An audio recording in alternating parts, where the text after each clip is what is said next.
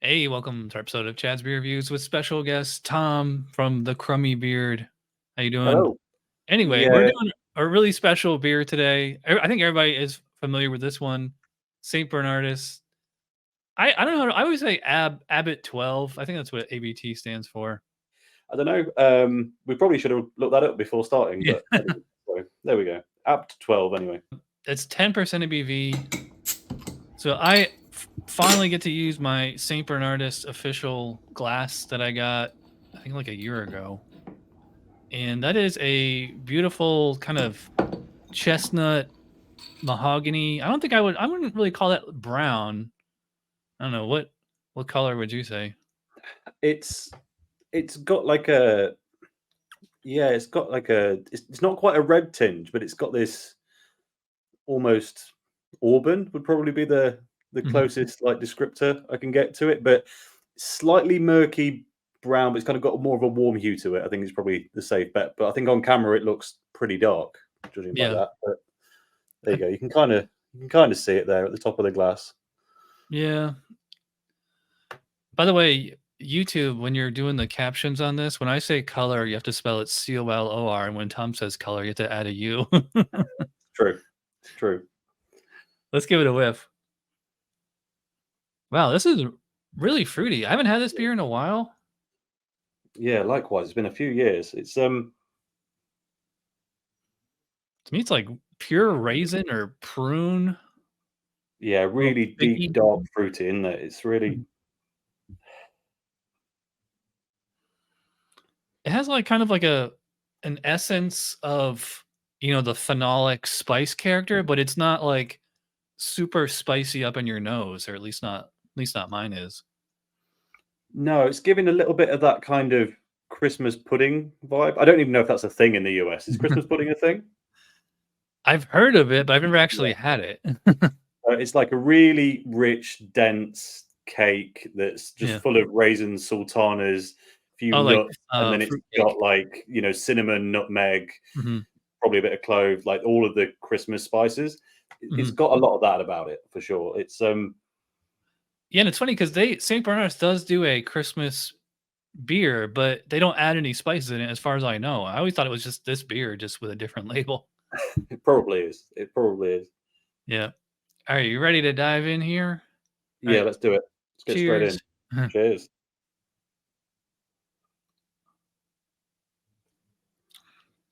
Mm. Yeah, a good, Belgian quad is, I mean, when you get a good one, it's like such a treat, it's such an experience. I would say that Ooh, this is it I would say it's even more fruity tasting than it is smelling, although I will say it's much more, like, spicy phenolic. Because like, as soon as it hit my tongue, it's kinda, like, dancing on my tongue, like, I'd say it's very clovey. yeah, it's got a lot of I guess, the kind of flavors you would expect from Belgian and kind of border German beers Mhm, in the taste that didn't come up on the aroma. So, like, you mhm. weren't getting massive amounts of that kind of sweet shop candied yeast profile on the aroma, but it's full of it in there. Yeah, Um, that spice thing you said, clove, like, yeah, reminding me a little bit of some wheat beers in terms of just that section. yeah. Um, Quite well carbonated as well, actually. Like, quite often, a lot of the Belgian stuff's pretty soft on the carbonation. This one isn't. My bottle is, mine's pretty effervescent, actually. I mean, it doesn't look like it in the glass, but, yeah, I can feel it. I would probably describe it as, like, high carbonation. That's the one thing that the Belgian dark strong ales and maybe even the triples, because, like, they have, like, a pretty hefty mouthfeel, probably, like, somewhere between medium to full as Hmm. far as, like, the actual viscosity, but, like, also the carbonation is high as well, so it kinda messes with your head because usually they're the opposite, so it's like light body beer, high carbonation, you know, 15% stout, low carbonation. Yeah, yeah, for And this sure. one is, it's funny, now 10% isn't actually all that strong anymore, at least not by our standards. No, I mean, yeah, certainly when this came out many, many years ago, it would have been Mhm. by Yeah, UK standards anyway, not by Belgian ones, but it would have been wildly strong. Like, you probably couldn't even yeah. import it in a normal store. But um, Yeah, it's not tame for sure, but it's not Mhm. a surprise anymore when you kind of get hold of a 10%, especially one like that. It doesn't taste lower than its ABV, but it's not spiky. You know what I mean? Like it deals with it pretty well. Yeah. Um, The it, alcohol is working with the palate here. yeah, Like, sometimes, it, like, if a beer is, like, super high alcohol, like, it kinda come like, the alcohol kinda comes in at the end and kinda, like, dries everything out. It mhm. doesn't I mean, I definitely get, like, a little bit of a drying here, but I would say, like, because the maltiness is, like, so, like, rich and also, like, the actual flavors from, like, the phenols and the esters and actually, I mean, like, most it's funny, most people don't know that these beers have a fairly simple recipe. They're, like, basically just, like, Pilsner malt and a little bit of specialty malt. Mhm. It's that Belgian candy syrup that gives it all the fruity flavor plus the yeast Yeah. as well. So, yeah, to me, it's like an interesting combination of like, it's the taste of fruit, but it's not really sweet per se. It's I mean, or at least Well, it's like, pretty well highly attenuated. you mentioned we were talking earlier about mouthfeel. Now, the more I sip this, I'm thinking it's not that big, thick, and syrupy, which is might be why they've upped the carbonation level a bit. Like Yeah. you'd expect with a quad to really be sticking around for a while on the palate, and I'm not saying it's not bad body on it, but it's not. Yeah, it's nowhere near as thick as I thought it might be. Yeah, I don't think I would consider I probably wouldn't go as far as say full bodied on this one, but I would probably say like medium full. Yeah. I'd probably say, yeah, medium full, high carbonation. That not entirely sweet fruit notes reminding me a lot of kind of like fortified wine. Mm, Maybe even a kind of a bit of kind of dark rummy. It's kind of got that sugary cane sugar yeah. thing going on in there. It's got Yeah, that almost like a caramelized sugar or, mm, like a brown scorched. sugar. Yeah, yeah. Um, I would say, like, I'm getting, like, a little bit of vanilla on this one as well. I see what you mean. The moment it's about to turn into vanilla for me, it Mhm. gets taken over by like that really rich, dark raisin sultana thing, and it Mhm. just kind of throws it out the water. It's there, but it never quite fully comes in the way you get that like a vanilla note in a strong stout. Say it's not quite Yeah. as pronounced, but yeah, it's an interesting one this because it's got all the hallmarks of a really sweet beer, but it's Yeah. not. Like it's a funny Yeah, one. especially yeah, if you're having 10% ABV, then you need, like, a lot of malt or, like, a lot of sugar to get that much ABV. Yeah, actually, that's the difference between Belgians and Germans is, like, the Belgians have no problem with using sugar, Yeah, to jack the ABV up. I mean, and that's that Belgian candy syrup, that has, like, a lot of sugar in it. yeah, The yeast is eating that. I will say, I've had this beer several times. I've also had, Westy 12, West Fluttering 12, or however you pronounce it. yeah. And, this brewery, from what I understand, I read the history is Westy 12 was originally made at St. Bernardus, and then, like, I think, like, in the 90s, they opened their own brewery.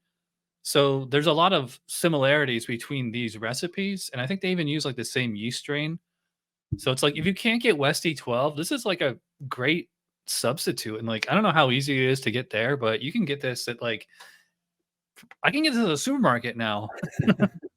Um, Occasionally you can pick some of the St. Bernardus stuff up in a supermarket. I'm not always sure that this one's there, Mhm. but they definitely some of them do have them. But go to any kind of I don't want to say the word generic, but any kind of any beer retailer that's not specializing in one particular thing. So we'll end up with people that just want to cover kind of hype craft pales and imperial stouts, and they don't do much else. Mhm. But anyone that imports any Euro stuff, you can definitely get it pretty easily. So um, yeah, it's there. I also did a bit of research onto the brewery because I did a video talking about Trappist ales and Belgian Mhm. beer in general, and my comments were flooded with people telling me that I was wrong and I shouldn't have included a St. Bernardus beer in Mhm. there because it's not officially a Trappist ale anymore. But of course, Yeah. it was, but then it kind of got disjointed. But interestingly, there is another brewery in Belgium right around the corner under a different name that is still a Trappist brewery and effectively brews all the same beers, but you can only buy it locally. It's a bit of a one. I I'll think find that's the name. Westy. I try to remember it, and my memory is awful, but I got it written down in my phone. It is St. Sixtus. Yeah, that's the brewery that makes Westy 12, 𝓑𝓻𝓮𝓻𝓲𝓷. Yeah. Oh, is it? Okay. Oh, okay. Yeah. Oh, They yes. have like one name for like the brand name, and then they have like another name for the actual brewery. Like 𝓑𝓻𝓮𝓲𝓷 is like Abt de 𝓑𝓻𝓮𝓲𝓷 or something like that. Yeah. Like Rochefort is Notre Dame or something like that. I forget exactly. By the way, now that I'm towards the bottom of the glass, like I can see the desk like right through it. It is very well filtered. You don't really get alcohol legs on this one. I would love to see St. Bernardus do a bourbon barrel aged version of this. I actually had a bourbon barrel aged Chimay Blue, like around I think for my birthday last year, like in September, and it was actually pretty lame. I was surprised. I think it might have been maybe it was just a bad bottle or something, but we're going pretty long, at least for my standards. But to wrap this up, I will say like I haven't had this one in a while. And my girlfriend Christina and I, we just did the Belgian dark strong ale style for the Tuesday night beer school, and we did Chimay Blue versus 𝓑𝓻𝓮𝓬𝓲𝓷. And I would say like this one is actually better than both of those. So on my own personal preference, this particular bottle I'm holding in my hand right now, I think this is like a 9.5, maybe 10 out of 10. Oh, that's high. Yeah. What are you thinking? I don't. You don't really do ratings on your show. You just kind of do a thumbs up or down, or yeah. I try and do like I try and give like review opinions kind of independent of how I feel about it. I'll tell you whether I really like it or not, but like me rating it isn't fair because everyone's got a different kind of palate and preference.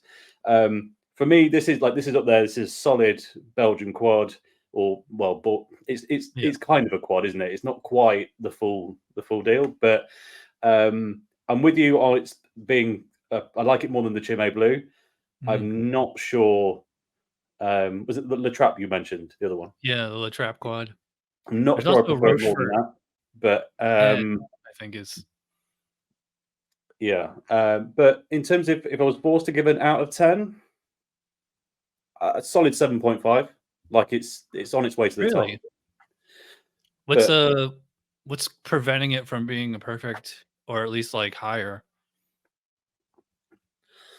I would have rather had a bit better body and less carbonation on it.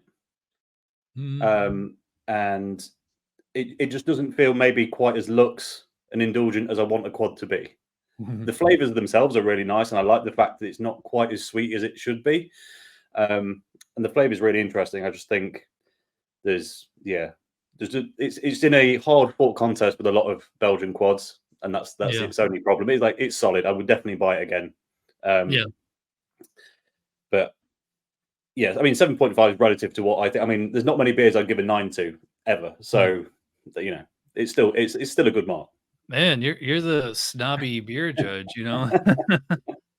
Thanks to Tom at the Crummy Beard for doing this collab review with me. Check out his channel. I'll put a link. And check out the podcast because we're gonna BS around, I'm sure, for like an hour or whatever. So check out that one as well. So thanks, Tom, for doing this show. Thank you for having me. Yep, and I will see you in a few minutes. So cheers again. Cheers. Yep.